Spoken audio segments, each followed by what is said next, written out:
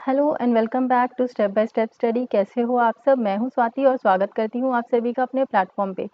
तो आज की वीडियो का टॉपिक है why petrol and diesel prices are rising so rapidly in India.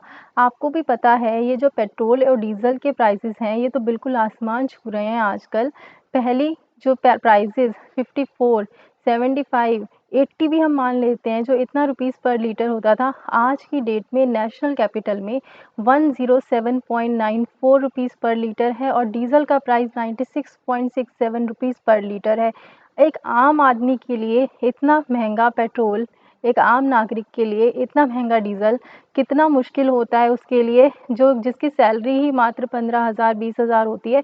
कितनी मुश्किल से उसका गुजारा होता है अगर इतना पेट्रोल सरकार बढ़ा देगी तो चलिए डिस्कस करते हैं कि ये प्राइसेस पेट्रोल के क्यों बढ़ रहे हैं, रीज़न क्या है इनके पीछे और क्या ये कम हो सकते हैं आने वाले टाइम में, या फिर सरकार कुछ कर सकती है इनके लिए। चलिए डिस्कस करते हैं इसको। तो सबसे पहले हम देखते हैं कि कैपिटल में हमारा प्राइस जो है पेट्रोल का वो कितना हो चुका है। तो पेट्रोल का प्राइस अपनी कैपिटल में 107.94 रुपीस पर लीटर है, जो कि हमारा, और जो डीजल का प्राइस है वो 35 पैसे पर लीटर बढ़ चुका है और इट इज़ 96.67 रुपीस पर लीटर। यहाँ पर आपको क्वेश्चन आ सकता है। देन बॉम्बे में हम देख सकते हैं, मुंबई में प्राइजेस 34 पैसे से बढ़े हैं, रीचिंग 113.8 पर लीटर। एंड डीजल के प्राइसेस जो हैं वो इंक्रीज हुए हैं 37 पैसे से, एंड डीजल बिक रहा है आजकल 104.75 रुपीस पर लीटर पे। 29 मई 2021 को बॉम्बे ऐसा फर्स्ट मेट्रो कंट्री में बना था जहां पर पेट्रोल का प्राइस 100 रुपीस पर लीटर से ऊपर गया था and petrol was sold for more than rupees 100। Kolkata में प्राइस आज के टाइम पे 34 पैसे पर लीटर हाइक कर चुका है and reaching the mark of 108.45 per litre. And diesel price has increased by 35 paise and reach closer to 100 mark. मतलब कितने रुपए में बिक रहा है कोलकाता में आज के टाइम पे diesel? 99.78 per litre in West Bengal capital. See petrol और डीजल सिमिलरली इन चेन्नई में आप देख सकते हैं, चेन्नई में प्राइसेस जो हैं पेट्रोल के इट इज़ 104.83 एंड डीजल 100.92 पर लीटर। ये देखिए कितना महंगा हो चुका है पेट्रोल और डीजल। तो आगे डिस्कस करते हैं कि क्या रीजंस हैं इसके पीछे कि ये जो पेट्रोल और डीजल के प्राइसेस हैं वो बढ़ रहे हैं। तो why petrol prices are rising, petrol और डीजल के प्राइसेस बढ़ क्यों रहे हैं? सबसे पहला रीज़न है because of increase in crude oil price in international market. आप सभी को पता है ये जो हम पेट्रोल है बनाते नहीं हैं, हमारे यहाँ पे पेट्रोल रिजर्व्स नहीं है, हम पेट्रोल क्या करते हैं? इंपोर्ट करते हैं हम इंटरनेशनल मार्केट से। और जब क्रूड ऑयल के प्राइस वहाँ पर बढ़ जाएंगे, दूसरे बाहर के गल्फ नेशंस में प्राइसेस बढ़ जाएंगे पेट्रोल के, तो ऑटोमेटिकली हमारे यहाँ भी प्राइसेस इंक्रीज हो जाएंगे। क्रूड ऑयल क्या होता है? क्रूड ऑयल होता है आपका कच्चा तेल। तो इसी क्रूड ऑयल को रिफाइन करके हमें मिलता है पेट्रोल, डीजल और बाकी सारी चीज़ें, राइट। तो जैसे ही क्रूड ऑयल के प्राइसेस बढ़ेंगे तो ऑटोमेटिकली आगे की हमारे प्राइसेस पे इफेक्ट पड़ेगा। तो पहला रीज़न है ये। दूसरा रीज़न क्या है? Hike in price due to hike in central and state taxes. अब ये देखिए, मान लो हमने जो इंपोर्ट करा उसका क्रूड ऑयल का प्राइस था 35 रुपीज़ पर बैरल, ठीक है। अब ये आगे डिस्कस करेंगे ये बैरल या फिर क्या है। यहाँ पर सिंपल सी लैंग्वेज में मैं आपको समझाती हूँ।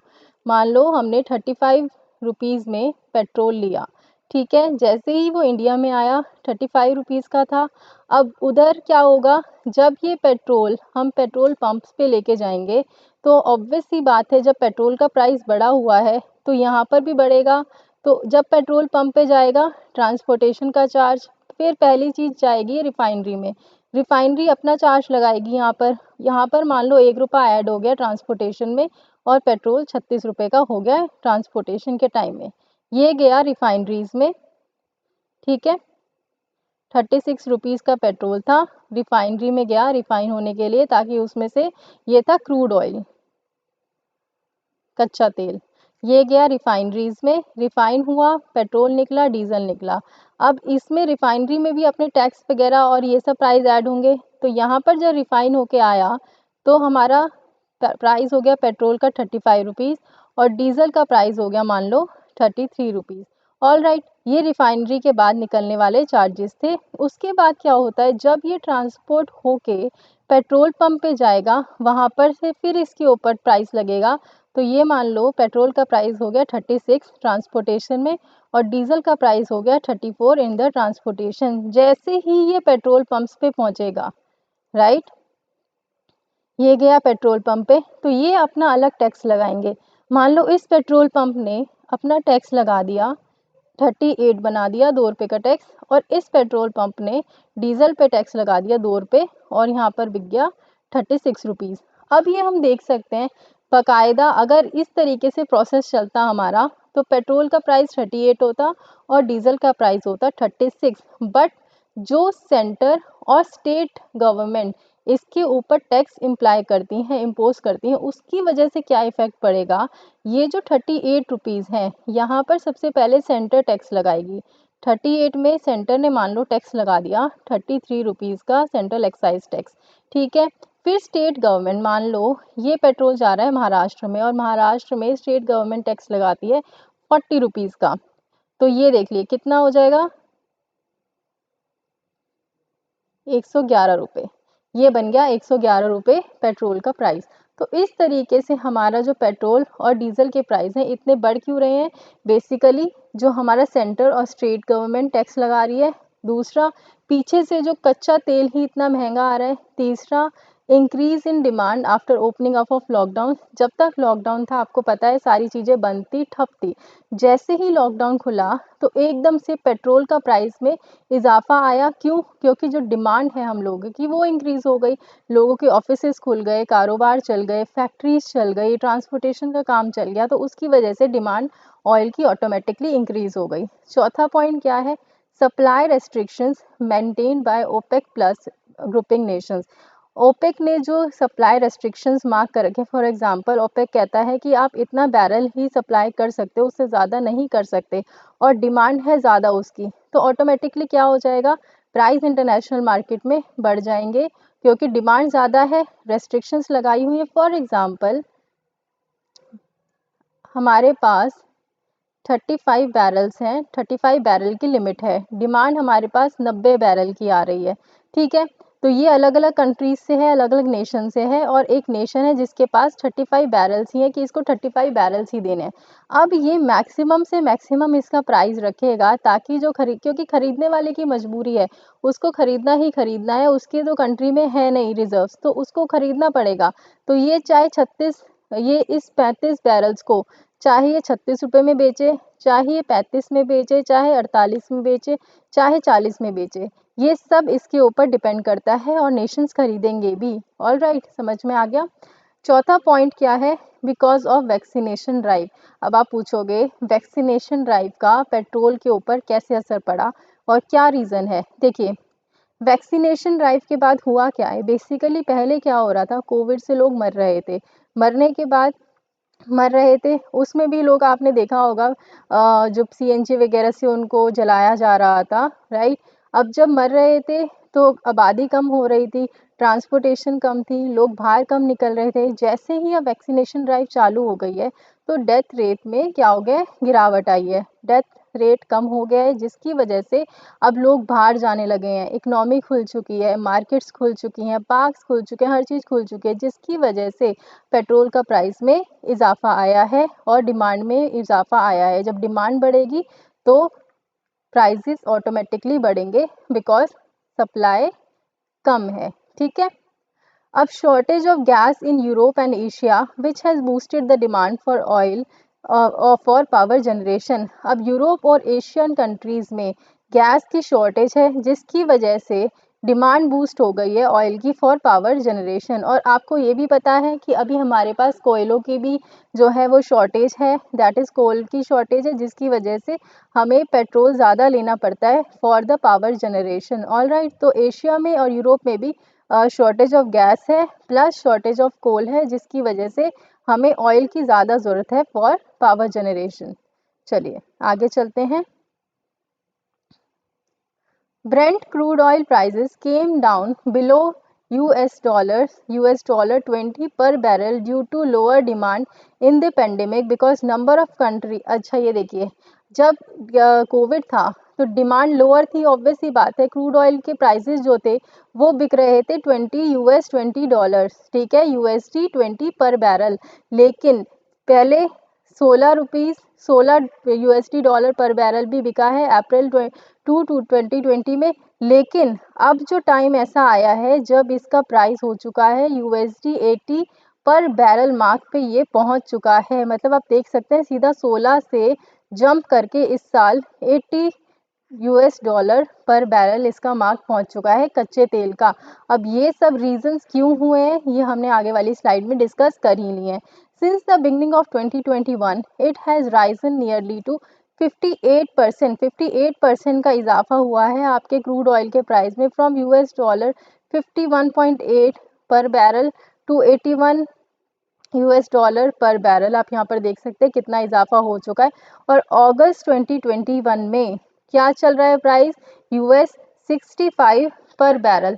अब एक बैरल में अगर हम ये बोलते हैं US पर डॉलर कितना चल रहा है आज की डेट में, 75 रुपीज़, ठीक है। एक बैरल में कितना लीटर ऑयल आता है आपका, 159 लीटर्स ऑयल आता है। तो जब 65 पर बैरल बोलते हैं हम तो 65 $US पर बैरल मतलब 159 लीटर जो हैं 65 रुपीज़ के हैं। तो आप ये लगा सकते हैं 1 लीटर कितने का हो गया, यहाँ से आप अंदाज़ा लगा सकते हैं कि ये प्राइस किस तरीके से बढ़ रहे हैं।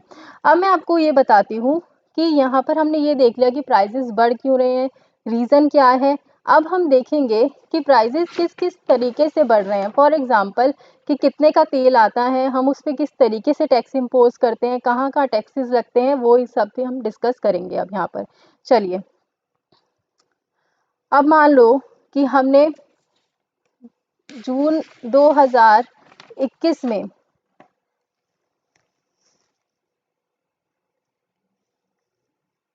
यहाँ से मैं बताती हूँ आपको, कच्चे तेल की कीमत मान लो जून 2021 में कितना है, 65 पर बैरल, ठीक है। 65 पर बैरल है आपके कच्चे तेल की कीमत अगस्त 2021 में। हमने इसको इंपोर्ट करा, इंपोर्ट करने के साथ साथ ही जो वही प्रोसेस जो मैंने आगे आपको समझाया था वही यहाँ पर समझा रही हूँ, वही चीज़ डीजल के ऊपर भी अप्लाई होगी। ऑल राइट, 65 $US पर बैरल है, इंपोर्ट कर लिया हमने, ठीक है। इंपोर्ट करने के बाद में यहाँ पर हमने देखा कि ट्रांसपोर्टेशन कॉस्ट कितनी लग गई उस पर, ट्रांसपोर्टेशन के बाद ये पड़ गया $66 पर बैरल। आगे चले रिफाइनरी में गया, रिफाइनरी के बाद यहाँ पर कॉस्ट आ गई 69 USD पर बैरल। जैसे ही ये रिफाइन हुआ हमारा तेल, उसके बाद में जब ये पेट्रोल पंप पे गया तो जैसे जो ट्रांसपोर्टेशन की कॉस्ट थी यहाँ से लेकर इधर जाने में, तो किसी की ज़्यादा होती है किसी की कम होती है। मान लो इस रिफाइनरी से कोई पेट्रोल पंप दूर है तो ऑब्वियस ही बात है ट्रांसपोर्टेशन कॉस्ट ज़्यादा हो जाएगी वहाँ पर। इस रिफाइनरी से अगर कोई चीज़ पास है तो ट्रांसपोर्टेशन कॉस्ट कम हो जाएगी। सिमिलरली जब हम तेल को इंपोर्ट करते हैं और वहाँ से रिफाइनरी कितनी दूर है वो भी डिपेंड करती है, और उसी पे ट्रांसपोर्टेशन कॉस्ट हमारी ज़्यादा या कम होना निर्भर करता है। आगे जब ये पेट्रोल पंप के पास गया तो 69 USD पर बैरल था। यहाँ पर जब गया तो पेट्रोल पंप वाले अपना टैक्स लगाते हैं, तो यहाँ पर मान लीजिए उन्होंने 72 $US पर बैरल कर लिया। अब आप इसको कन्वर्ट कर सकेंगे, मैंने आपको बता दिया कितना कितना लीटर होता है। यहाँ पर हमने देखा कि जो सेंट्रल गवर्नमेंट जो सेंट्रल एक्साइज जो टैक्स लगाती है वो एक्साइज लगाया इन्होंने 33 या फिर चलो 40 मान लीजिए, ठीक है। 40 रुपीज़ का टैक्स लगा दिया। अब हम रुपीज़ में बात कर रहे हैं, डॉलर्स में नहीं, ठीक है। 72 रुपीज़ से और यहाँ पर 40 रुपीज़ का टैक्स लग गया। अब हर स्टेट गवर्नमेंट अपना अलग अलग टैक्स लगाती है। फॉर एग्जांपल दिल्ली ने टैक्स 40 लगाया, महाराष्ट्र ने टैक्स 50 लगाया, चेन्नई ने 50 लगाया, सिमिलरली मध्य प्रदेश ने 40 लगाया। इसी तरीके से सबके अलग अलग टैक्स पैनल्स होते हैं जो वो लगाते हैं इस पे। फॉर एग्ज़ाम्पल ये तेल जो है महाराष्ट्र जाना था और इन्होंने लगा दिया टैक्स 50 रुपये का। टोटल कितने का पड़ गया? अब ये हमने मंगवाया कितने का था? मान लो हमें ये पड़ा था 65 रुपीज़ का और हमें एक्चुअल में अब कितना पे करना पड़ेगा? 162 रुपीज़ इस तेल के लिए। आई होप अब समझ में आ गया होगा कि क्यों हमें ये महंगा पड़ता है। ये जो सेंटर और स्टेट ये जो टैक्सेस लगाते हैं इस वजह से हमें इसको महंगा देना पड़ता है या फिर हमें ये महंगा मिलता है। अब हम बोलेंगे कि हम जीएसटी क्यों नहीं लगा देते? हमने कितनी बार बोला सरकार को कि भाई इतना महंगा पेट्रोल है, इतना महंगा डीजल है, आप लोग इस पर जीएसटी क्यों नहीं लगा देते? आप पेट्रोल और डीजल को जीएसटी के अंदर क्यों नहीं लगा देते? तब इन स्टेट टैक्सेस क्या जो स्टेट गवर्नमेंट है और जो सेंटर वाली गवर्नमेंट है क्या बोलते हैं कि ये जो अपोजिशन वाली गवर्नमेंट होती है बेसिकली जैसे ही प्राइसेस राइज होंगे तो ये बोल देते हैं कि जो बॉन्ड्स हमने ले रखे थे, जो बॉन्ड्स पिछली गवर्नमेंट ने ले रखे थे, अब उस बॉन्ड्स को हमें भरना है, जिसकी वजह से हम ये टैक्सेस को कम नहीं कर सकते, जितने टैक्स है उतना ही भरना पड़ेगा। ऑयल बॉन्ड्स, अब ये ऑयल बॉन्ड्स क्या चीज़ है ये देखिए। जब भी हम ऑयल की परचेजिंग करते हैं तो हम जो पैसा सरकार उठाती है बैंकों से नहीं, इधर उधर से जो पैसा उठाती है ऑयल को परचेज करने के लिए, कच्चे तेल को परचेज करने के लिए, वो उठाती है ऑयल बॉन्ड्स के माध्यम से। ठीक है, यही तरीके मतलब ये होते हैं ऑयल बॉन्ड्स। अब उन्होंने अब जो ये बीजेपी सरकार है ये क्या बोलती है कि कांग्रेस ने हमारे ऊपर बहुत सारा कर्जा छोड़ रखा है in the form of oil bonds, जिसे हमें उतारना है, जिसकी वजह से हमें इसके ऊपर टैक्स इम्पोज करना ही करना पड़ेगा। आई होप समझ में आ रहा होगा। अब ये ऑयल बॉन्ड्स में क्या होता है, अब जैसे आपने बीच में केस सुना होगा इंडियन ऑयल का, एनपीएसीएल का, तो वहाँ पर क्या था, उन कर्मचारियों को सैलरी नहीं मिल रही थी उनकी और वो स्ट्राइक पे गए थे। उनको अपने जो वो इंडियन ऑयल वगैरह हैं इनको अपने पेट्रोल का भी प्राइस नहीं मिल रहा था, तो उस पेट्रोल के प्राइस की जगह पर इन गवर्नमेंट ने उनको क्या दिया, गवर्नमेंट ने इनको ऑयल बॉन्ड्स दिए और क्या बोला कि अभी आप ये ऑयल बॉन्ड्स रख लो और हम आपको जैसे ही हमारे पास पैसा आ जाएगा मार्केट में तो हम आपको विद इंटरेस्ट हम पैसा आपको आगे दे देंगे, अभी आप हमें जो तेल है जो अपना ऑयल है वो दे दो। ठीक है, ये जो इंडियन ऑयल वगैरह बेसिकली है क्या, ये है रिफाइनरीज। तो इन्होंने जो सरकार ने इनको भी टरका दिया। अब क्या होगा, इनको इनके पैसे मिले नहीं, राइट, ऑयल बॉन्ड्स इनके पास हैं, आगे वाली सरकार आएगी वो फिर कह देगी कि हमारा जो ये था इन्होंने बहुत सारा लोन ले लिया, ये सब कर लिया इधर उधर से, अब हमें वो भरने हैं, तो अभी अभी ऑयल बॉन्ड्स को आप वो रहने दो, बाद में आपका देखा जाएगा। तो यहाँ से ये लोग भी मारे गए, ठीक है, रिफाइनरीज वाले भी। तो कुल मिला के ये सब चलता है गवर्नमेंट में। और अभी क्या सिस्टम है तो वो मैंने आपको बता दिया है। आई होप वीडियो समझ में आया होगा क्यों हमारे पास ये जो ऑयल प्राइजेस हैं और ये डीजल के प्राइजेस हैं बढ़ रहे हैं, ये समझ में आया होगा। Till then take care and keep studying.